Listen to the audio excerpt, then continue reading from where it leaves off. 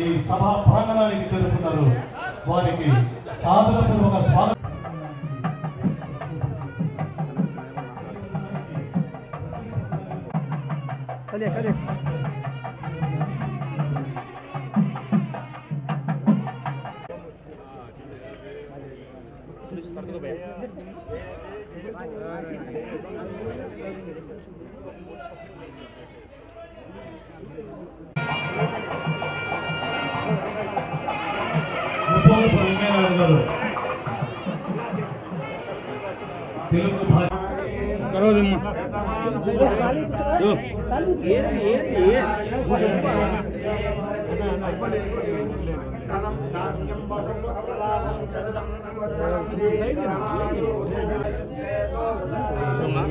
నీదైపోయింది చెప్పునా నీదైపోయింది చెప్పు.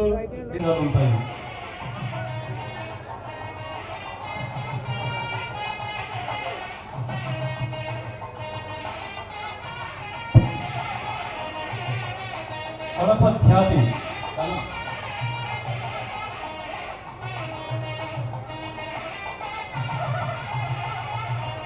దాదాపు 10,000 కోట్ల ఫ్యాక్టరీ. అది కాకుండా ఆదాని వాళ్ళు ఒక సిమెంట్ ఫ్యాక్టరీ కూడా. పిచ్ పోటీ, వక్తృత్వ పోటీ, వ్యాసరచన పోటీ, ఇలా అన్ని పోటీల్లో విజేతలైన విద్యార్థులకు కూడా తెలుసుకోవాలి. అది తెలుసుకోవాలంటే మనం కొంచెం చారిత్రక నేపథ్యం మన తెలుగు భాష గురించి తెలుసుకోవాలి. దానికి తుది మెరుగులు దిద్ది కొత్త వెలుగులు అద్దిన జిల్లా చరిత్ర, సంస్కృతి, వారసత్వ పరిరక్షణ సంపద విషయంలో ప్రత్యేకంగా కృషి చేస్తున్న భారత జాతీయ కళా సాంస్కృతిక వారసత్వ పరిరక్షణ సంస్థ ఇండియా ఆధ్వర్యంలో రూపొందించిన మదచరిత్ర వార్తాపత్రిక ప్రత్యేక సంచిక సెప్టెంబర్ నెల పర్యాటక దినోత్సవ ప్రత్యేక సంచికను ఉపవరపు వెంకయ్యనాయుడు గారు అలాగే కలెక్టర్ శివశంకర్ లోతేటి గారి చేతుల మీదుగా ఈ ఆవిష్కరణ ఘట్టం ముగిసిన అనంతరం పరిశోధనలు చేసి తనకంటూ ఓ ప్రత్యేకతను సాధించడమే కాకుండా అనేక అవార్డులు సొంతం చేసుకున్న తమ ఓబులరెడ్డి గారిని ఉపవరపు వెంకయ్యనాయుడు గారు సత్కరిస్తూ ఉన్నారు. ఈ కార్యక్రమంలో ఈరోజు ఇంత పెద్ద కార్యక్రమం జరగడానికి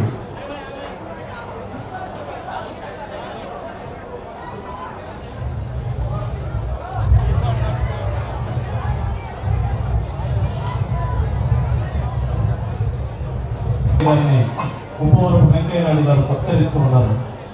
అవధానంలో ఆయన మాటల ముత్యాలు మన హృదయాలను భరిస్తాయి, సాహితీ పిపాసన దాహం తీరుస్తాయి. వారికి ప్రత్యేక ధన్యవాదాలు తెలియజేస్తున్నాం. ఈ కార్యక్రమానికి సభాధ్యత వహించే కాక శ్రీ గిడుగు రామమూర్తి పంతులు గారి యొక్క స్మృతికి నివాళులు అర్పిస్తున్నాను. శిరస్సు వచ్చి నమస్కరిస్తున్నాను. మనం ఇవాళ మాట్లాడుకునే భాష ఇంత సులభంగా అందరికీ అర్థమయ్యే భాష, వ్యవహారికంగా ఉండే భాష రావడానికి ప్రధాన కారణం గిడుగు రామమూర్తి పంతులు గారు. ఈరోజు ఇవాళ ఈ కడప జిల్లా జమ్మలగూడెం ప్రాంతంలో మొదటూరు పక్కన ఉండే ఎర్రగొండకు వచ్చి ఈ కలమల గ్రామంలోని చెన్నకేశవ స్వామి ఆలయంలో వెలుగు చూసిన తొలి తెలుగు శాస్త్రాన్ని సందర్శించడం ద్వారా ఎంతో ఆనందం కలుగుతుంది. ఎంత ఆనందం అంటే మధ్యాహ్నం భోజనం కూడా మర్చిపోయేంత ఆనందం కలుగుతుంది. భాష ప్రాచీనతకు ఈ శాసనాలు ఏమున్నాయి ఇలాంటివి పునాదులని చెప్పవచ్చు.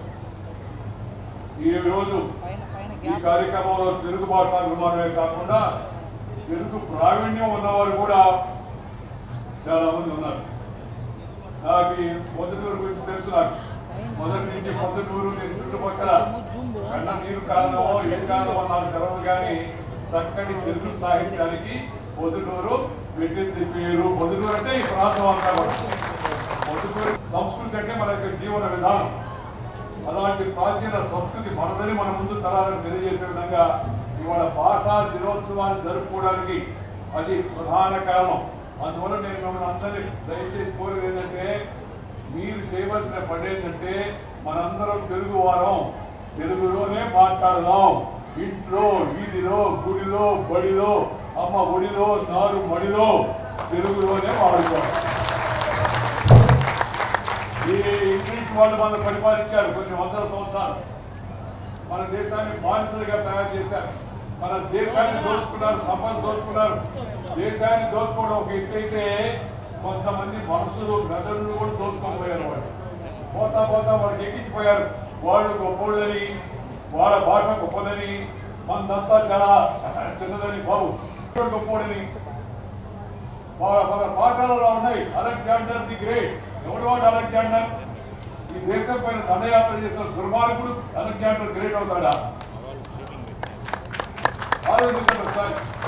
మన చరిత్ర, మన పాఠాలు అంతకు ముందు చేసిన వాళ్ళు మహానుభావులు ఆ పాఠాలు మనకి బోధించిపోయారు. రాబర్ట్ క్లైవ్ ద గ్రేట్ అంటాడు, అల్లూరు సీతారామరాజు ద గ్రేట్ అన్నాడు, వీరపాండ్య కట్టబొమ్మన్ ది గ్రేట్ అన్నాడు, రాణి రుద్రమ్మ గ్రేట్ అని చెప్పన్నాడు. అలాగే అనేక మంది మహనీయులు మన ప్రాంతంలో, మన దేశంలో, మన రాష్ట్రంలో పెద్ద పెరిగి మనకెంత వెలుగునిచ్చిన వాళ్ళు, మనకి పరిపాలన అందించిన వాళ్ళు, వాళ్ళని గొప్పని చరిత్ర చెప్పాలా. అందువల్ల అక్కడ పొరపాటు జరిగింది. అందుకే మన భాషలు కూడా చాలా మందికి ఎక్కింది. దాంతోపాటు వాళ్ళ భాష గొప్పదని, మన భాష మామూలుదని, ఇంగ్లీష్ మాట్లాడితేనే గొప్పతనం వస్తుందని అనుకుంటారు చాలా మంది. అది చాలా పొరపాటు. చాలా మంది అమ్మలు ఉన్నారు ఇక్కడ, తల్లులు. ఈ తల్లులు కూడా పొరపాటున ఆ ప్రభావాన్ని రోజు పిల్లలు చెప్తుంటారు, నాన్న మమ్మీ అను, డాడీ అను అని. మమ్మీ, డాడీ, వీడి, డాడీ, కేడి ఈ మాటలు మనకెందుకు? అమ్మ అంటే అంతరాల నుంచి వస్తుంది, అంతరాల నుంచి వస్తుంది, లోపల నుంచి వస్తుంది. మమ్మీ అంటే మూతిలో నుంచి వస్తుంది. ఒకసారి సాయంత్రం వెళ్ళి కావాలంటే రాత్రి ట్రైన్ వేసుకొని చూడండి. కళ్ళ లాంటిది ఇంగ్లీష్ భాష, కళ్ళద్దాలు లాంటిది. కళ్ళు ఉంటే కళ్ళద్దాలు పనిచేస్తాయి. మీకు అసలు కంటి చూపే లేదనుకోండి, రిబాన్ గ్లాస్ పెట్టినా దుబాన్ నుంచి ఏం బయట రాదు. ఇది అందరూ దయచేసి అర్థం చేసుకోండి. అందుకని మొదట పునాది మాతృభాషలో ఉండాలి, అమ్మ భాషలో ఉండాలి. అమ్మ పాలు తాగితే ఎంత శ్రేష్టమో అమ్మ భాషలో మాట్లాడితే అంత శ్రేష్టమైన విషయాలు అందరూ. అందువల్ల మాతృపూర్తి అమ్మ, జన్మనిచ్చిన అమ్మ, మాతృభూమి, మన పుట్టిన ఊరు, అలాగే మాతృభాష, అలాగే మనకి పాఠం చెప్పిన గురువు, మనం చదువుకున్నట్టు పాఠశాల, ఈ 5 మర్చిపోయిన వాడు మానవుడే కాదు అని చెప్పిన విషయాన్ని మనం గుర్తుపెట్టుకోవాలని చెప్పుకుంటాం. అందువల్ల భవిష్యత్ తరాలకు మన చరిత్ర తెలవాలంటే మన భాష, మన సంస్కృతిని కాపాడుకోవాల్సిన అవసరం ఎంతో ఉంది. మన పెద్దలు తరతరాల యొక్క వాళ్ళ చరిత్రలంతా కూడా మన సంస్కృతి భాషలోనే నిర్ణయం చేశారు. భావన వ్యక్తీకరించాలంటే భాష కావాలి. ఆ భాష లేకపోతే మన మనసులో చెప్పేది వారికి అర్థం కాదు, వాటికి మనకు అర్థం కాదు. ఈ మాధుర్యాన్ని మనసారా ఆస్వాదించినట్టు ఎవరికైనా అమ్మ పాలు అందిస్తే ఎంత బలం ఉంటుందో, కోత పాలు కన్నా అమ్మ పాలు ఎంత బాగుంటాయో, అమ్మ భాష, మాతృభాష, తెలుగు భాష అంత గొప్పది, అంత బాగుంటుందని మీ అందరూ కూడా సందర్భంగానే మనం చేస్తున్నాం. అలాగే రాష్ట్ర ప్రభుత్వాలు, ముఖ్యంగా నా సూచన రాష్ట్ర ప్రభుత్వాలకి ప్రభుత్వ ఉత్తర్వులు, ప్రభుత్వ ఆదేశాలు, ప్రభుత్వ నిర్ణయాలన్నీ కూడా మాతృభాషలో జారీ చేయాలి, ఇంగ్లీష్లో జారీ చేయకూడదు. ఎవరన్నా తెలుగు భాష రాని ఇంగ్లీష్ ఉంటే వాడికి ఒక కాపీ కావాలంటే ఇవ్వండి. ఇప్పుడు అట్ట కాదు. మన ఎవరు అంటే సార్ గవర్నమెంట్ అన్ని ఇంగ్లీష్లో ఇచ్చినా కూడా తెలుగులో కాపీ ఇస్తుందండి. ఏమన్నా దౌర్భాగ్యం? మా భాషలో మా కాపీయా? వాడి భాషకేమో పెద్ద అందరమా, వెళ్తున్నవా? అందుకని మనము ప్రభుత్వాలన్నీ కూడా, ఏ రాష్ట్ర ప్రభుత్వం అయినా పరిపాలన సంబంధించిన వ్యవహారాలన్నీ మాతృభాషలో సాగించాలి. ఉత్తర్వులు